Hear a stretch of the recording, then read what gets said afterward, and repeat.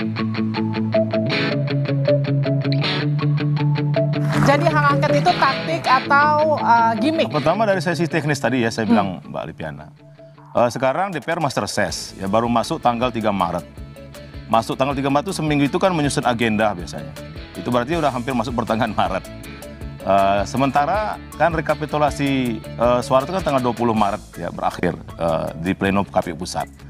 Nah dari sisi teknis kemudian akan ada 2 kali lagi reses dari DPR.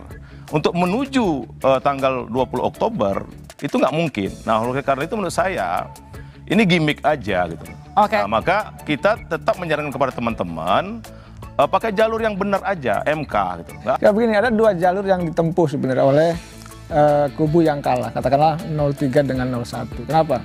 Pertama mestinya mekanisme hukum, jalur hukum kan. Ada Bawaslu dan Mahkamah Konstitusi. Kelihatannya ini juga akan berjalan ya, diproses, sedang menunggu bukti-bukti yang kuat.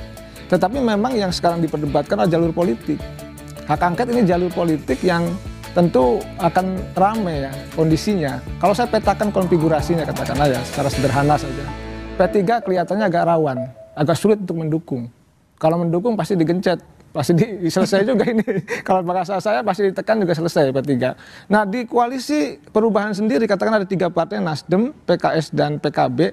Saya tidak yakin dengan PKB walaupun di awal misalkan ketika Pak Anies mengatakan akan mendorong hak angket ada di sampingnya Cak Imin.